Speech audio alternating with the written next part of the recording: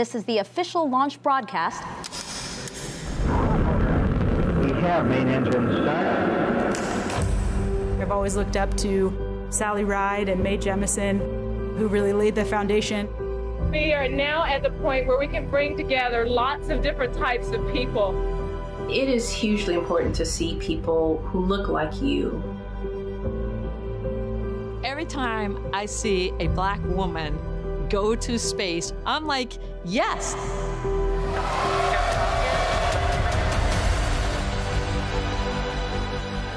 I think being a woman at NASA means being driven, focused, hardworking, empathetic, a team player.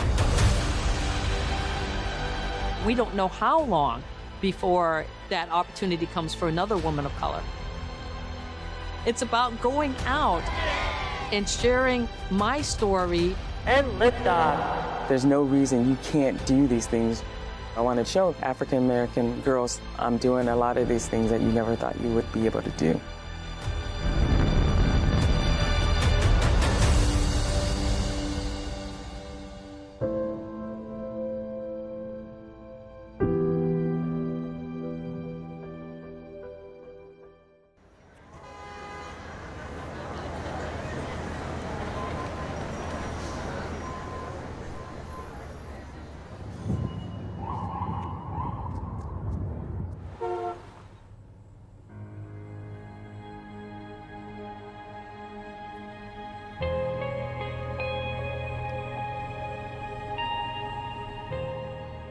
My name is Joy Cates, and I'm the producer and director for The Color of Space.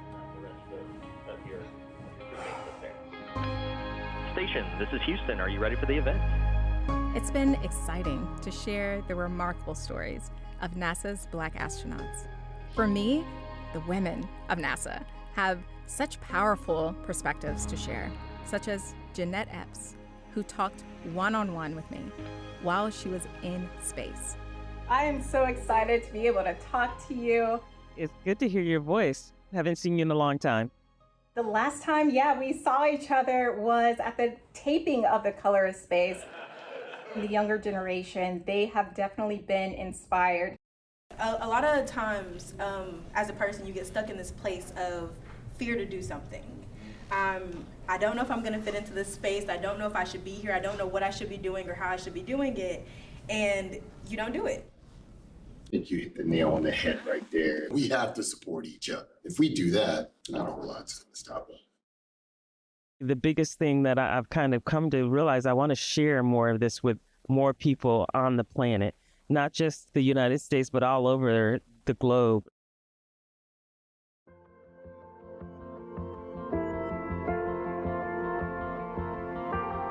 My story started as a child.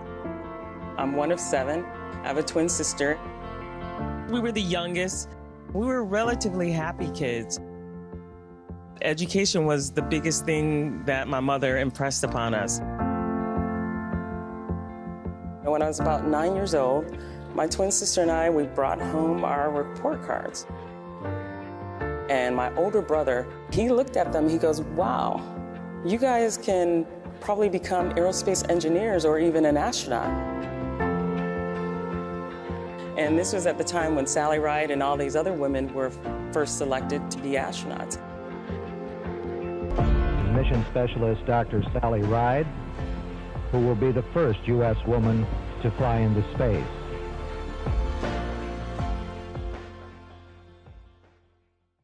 As a female, it is different. And, as a Black female, it's very different. I'm Dr. Sian Proctor, and I was the mission pilot for Inspiration 4, the first all-civilian mission to orbit. I've known Jeanette since 2009 in the selection process. Another great cheer from the crowd as we see Jeanette Epps. Every time I see a Black woman go to space or get selected for a mission, I got the perma-grin smile happening because it just means that we're opening up access. There weren't women fighter pilots back then, not alone women of color. I'm speaking to the whole family of humankind. minorities and women alike. We've had other role models in the science fiction side, like Nichelle Nichols, and seeing her as Lieutenant Uhura. This is your NASA, a space agency embarked on a mission to improve the quality of life on planet Earth right now. We are now at the point where we can bring together lots of different types of people. Jameson is a medical doctor from Chicago. I was 22 when Dr. Mae Jameson flew to space. And we can start to use folks and integrate our space missions internationally and otherwise to make sure that we're using all the talent that we have. We make it so that people can see the possibilities. So many young girls do need to see someone who looks like them doing things that they never thought they could do. I feel like it's also kind of inspiring to see more girls who are able to be going to space. I've never met anyone who's been to space. And here they come, our astronauts. It's always interesting what people see in you that you may not see in yourself. Everybody's got a favorite football team, including Joan Higginbotham.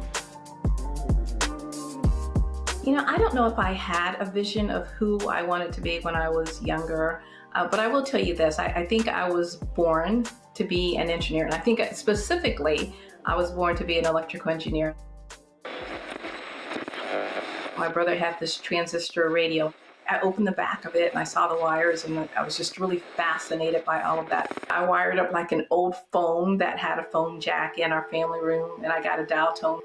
Those things that no one taught me that I remember that I did really spoke to what I liked as a child. I always loved math, always loved science, and I got into a program called Inroads, which showed me what I could do with that love of math and science and my love of wires. And I went to become an electrical engineer. And 2 weeks after graduating college, I actually went to work at NASA's Kennedy Space Center, not as an astronaut, but as a rocket scientist. I worked on the wiring system for the shuttles. And I actually got to work on one of Bernard's flights. And it was so cool being an engineer and seeing a Black astronaut come in. And I went to actually your post-flight briefing, and I was awe-inspired, like, oh, there's somebody that looks like me that's an astronaut. Fast forward about 7 years into my career, and I was doing a special assignment with a gentleman named Jay Honeycutt. And he's the one that made the statement, 5 little words that changed my life. You make a great astronaut. I never thought about the astronaut track for 2 reasons. First of all, I was so enamored with what I was doing. You know, I got to work on the shuttle, I got to meet astronauts, I got to walk outside my office door and watch the shuttle launch. But the second reason, I still thought astronauts were on another level. But when I sat down and thought about things, I was intelligent enough to get the shuttle ready for the astronauts to fly on. Then I was probably intelligent enough to fly on the shuttle.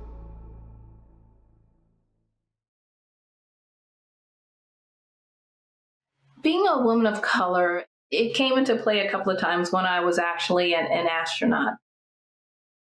I was thinking about it in the terms of, let me do all I can to present the best self.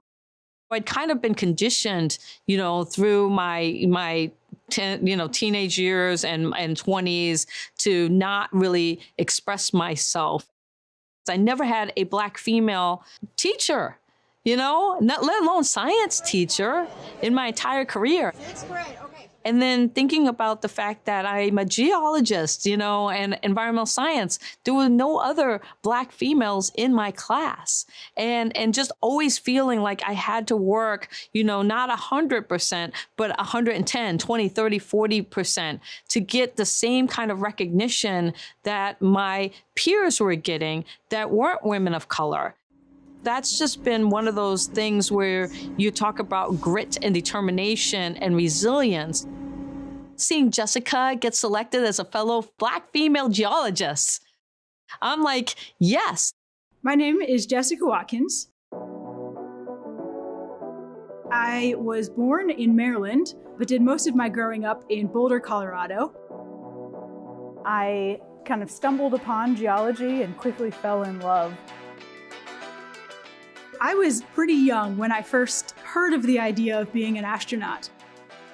I went to an elementary school named after Judy Resnick, and I was inspired by her story as I grew older and started to understand what that would mean in terms of what I could study and learning more about the planets and Mars in particular.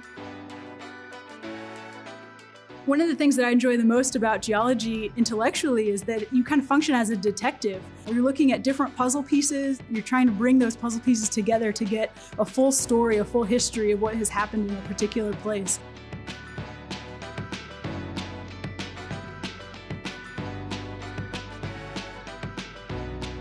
Making an impact or even, achieving a dream isn't always this kind of discrete moment, this big thing. It's really just kind of the combination of putting one foot in front of the other.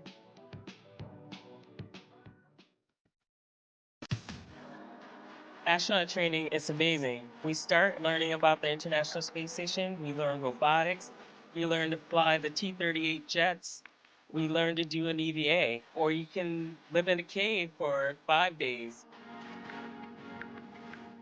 One of the things that caves does is it's an analog to flying to space, and in particular, to flying to remote places like the moon. Caves I loved every minute of it though. It was so crazy. It was definitely my favorite of all because it was just the most extreme, and to get through to the end, it's like, yes, we made it out. So yeah, we hugged the rescue guys when we got out because they didn't have to come get us.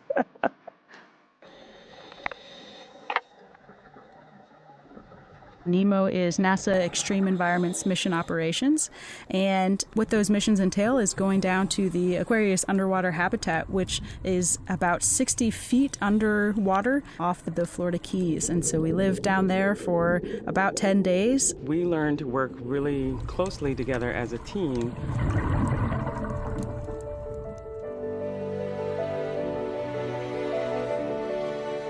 Can you just describe the sense of community among the astronauts within NASA, and how has this network kind of supported you personally and also professionally? There's a lot of camaraderie amongst the astronauts, but really at Johnson Space Center, our trainers, our flight directors, instructors, everyone has a part in getting us here to space. The camaraderie is pretty deep. T-minus 10, 9, 8, 7, 6, 5. Being on the launch pad and the anticipation of taking off, it was far better than I ever dreamed of. And liftoff of NASA Crew 8. You had heard the screams from the capsule when we took off. It was like a bunch of people on an amusement park ride and full enjoyment of everything that was happening in that moment. And then once we could get out of our seats and look out the window and we could see our booster heading back to Earth, absolutely amazing.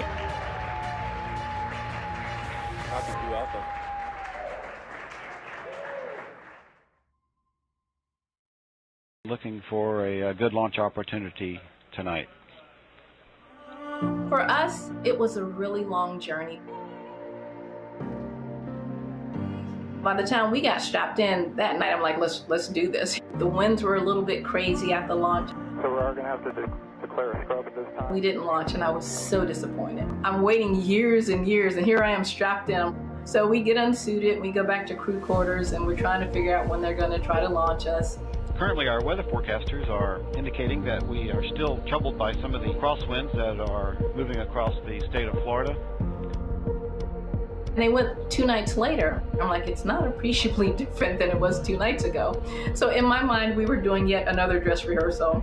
So we go out, we get all strapped in, and then we go through the T-minus 9-minute hold. They go through the pole, and everyone's going. I'm like, oh my gosh, I think we're going somewhere today. Safety consoles go. SPE is go. Launch director entity, the launch team is ready to proceed. We get down to 6 seconds, and that's when the engine's like, and we were gone. And liftoff of the Space Shuttle Discovery.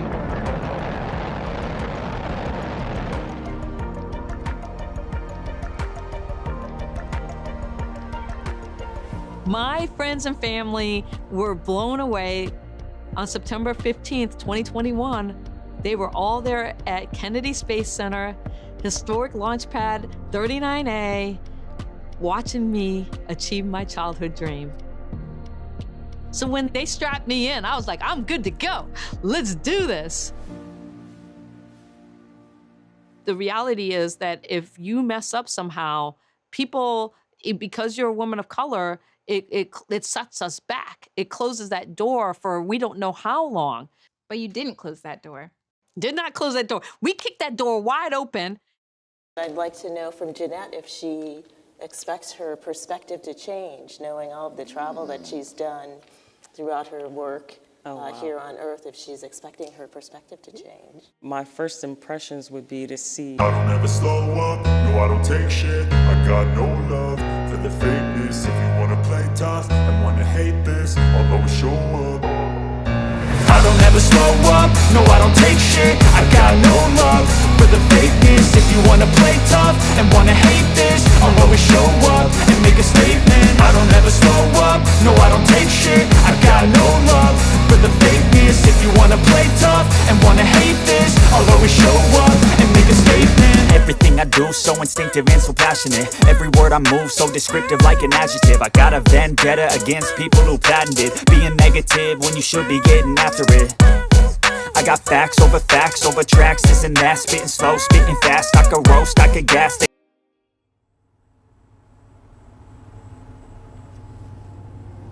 Passing over Spain here, lots of different colors. I think for me, what was really neat was being able to see places where I have done field work before, places where I have spent time on the ground, doing research, making observations, and to be able to see those same locations from a more kind of orbital perspective, from a planetary perspective.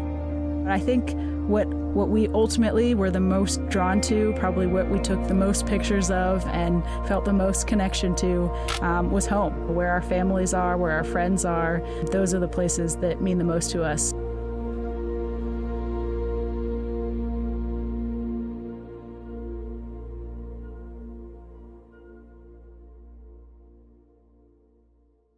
Joan, what was your proudest moment? I think for me, the proudest moment was my dad, who was just as proud of me as he could be. He developed colon cancer, which eventually metastasized. And so I went home to visit him. He was in hospice care at home. And we were watching TV, and, he asks me when I'm going to fly in space. I'm like, I don't know, Dad. I've not been assigned to a mission, and I didn't know what was coming my way. And he says, well, tell them to fly you before something happens to your dear old dad. Well, he succumbed to his disease 12 days later.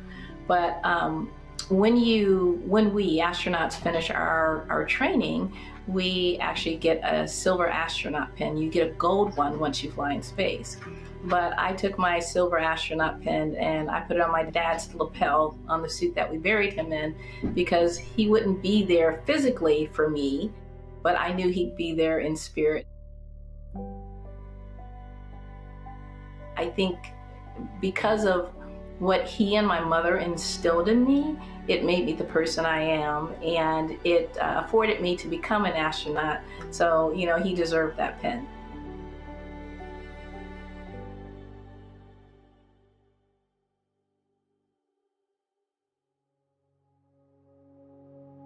My parents were really great. They always told me I could do anything, particularly my dad.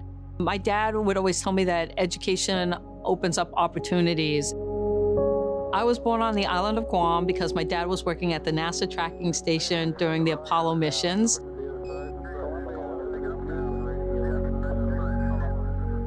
I grew up with all of this really amazing NASA memorabilia to my dad on his office wall. And as a kid, that just inspired me to want to be a fighter pilot and an astronaut.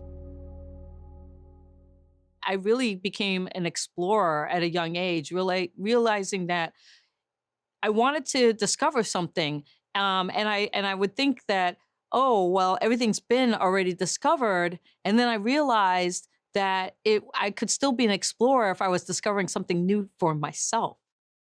Having a sense of self and being very self-aware of who you are is very important. I have done all these great things in my life, I know who I am. I understand who I am. Individuals will try to define you, and I say, don't let them. Beautiful. Thank you so much, Jeanette. It's been great talking to you. Jory, thank you so much for the interview. I really appreciate your time in doing this, and I love the work that you do.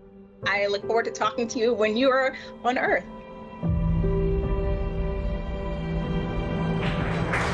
And splashdown. And after 235 days in space, they are now back on Earth. Side hatch opening in progress. I'd like to thank my family, particularly my twin sister Janet and Brian, for holding the fort while I've been away for 7.5 months. Thank you, everyone.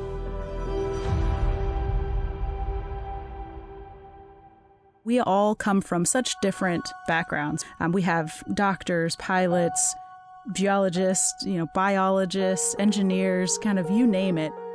And I think that's a big piece of why it's so important to have women and people of color and different diverse backgrounds in NASA. He's on it. Oh, hey, Dory. Hey. Let's see what we got going on. The color of space is really space for all. It's space for all of humanity.